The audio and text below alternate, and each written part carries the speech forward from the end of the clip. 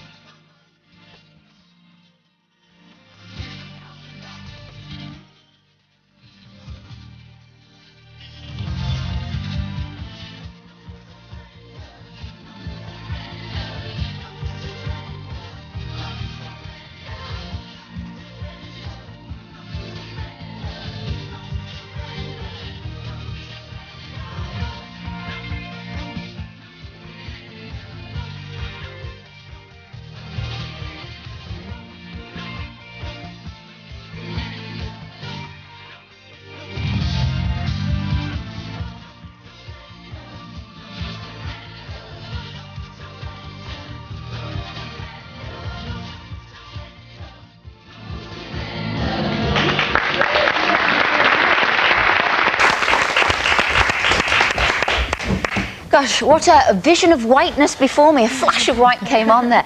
Now, it's a bit of an incredible career that you've got, because you're a new member of the band, yeah. Amanda. Now, before you, there was a girl called Kelly. Yes. And it was Kelly who harassed the manager, wasn't it, Tom, and got the deal, and then got you all in this band, and now she's disappeared. Was that a tricky time when she said, I want to do my own thing? Yeah, it was really hard, I mean, wasn't it? Yeah, what happened was, we was in it for a year, we was doing it for a year, and things went wrong, like with our record company. Yeah. And Kelly just got a little bit depressed and didn't want to do it anymore and wanted out, and so we had a meeting and sat down and talked about it and decided it was the best if she, if she wanted to leave, we'd still carry on. And luckily we found Mandy, because we knew Mandy from Pineapple Studios anyway. Yeah. So we just got her in and asked her if she wanted to replace Kelly, and it just kind of worked.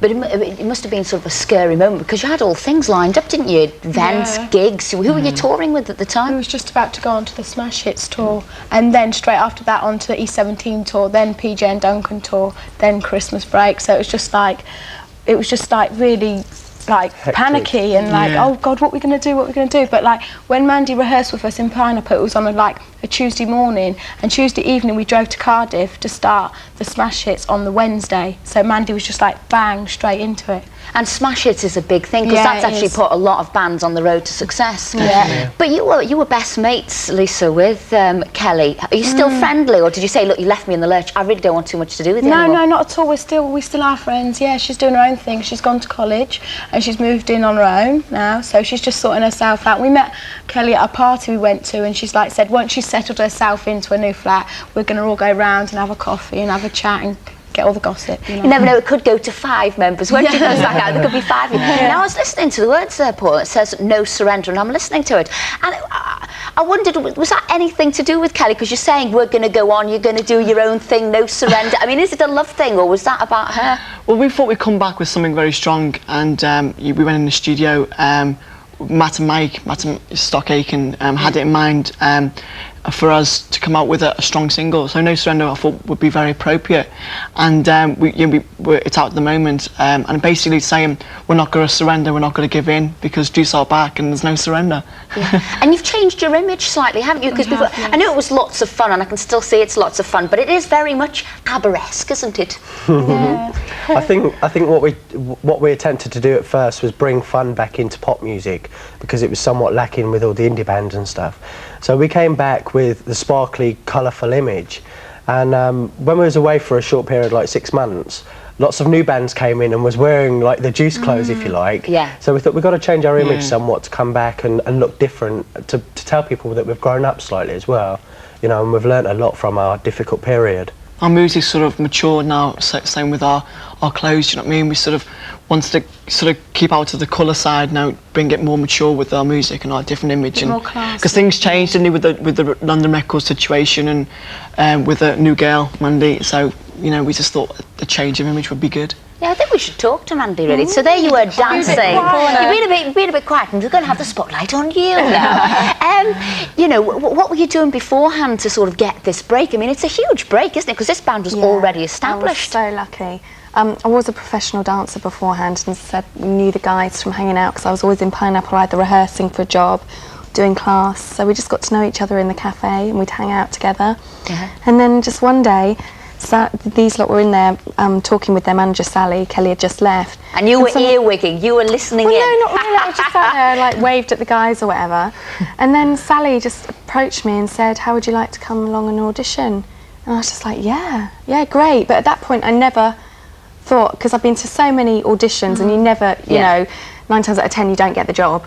And you know, so this was your lucky day. Yeah, great. And then that afternoon, like a couple of hours later, she rang and said, right, you've got the job, come in, rehearse, and then you're off to Cardiff. And I was just like, I think it was fate was in the sort of pipelines for her to get it, you know, because you fancied her. Oh yeah, she's gorgeous. she's a gorgeous blonde. No, but it's just brilliant, because I got on with the guys. They made me feel so comfortable right from the beginning. And like, you know, they obviously have a say of who they want in their band. So did you go through a lot of people? I mean, was it an open audition, or was it you'd kind of got your eye on Mandy and that was it? Well, first of all, why we was at Pineapple that day was to decide whether we was going to carry on, basically. Kelly had left, we'd had a meeting with Kelly and she decided that she wanted to go. And we were sat in a meeting and we were saying, where do we go from now? Do we carry on as a threesome? Do we end it? Do we replace Kelly?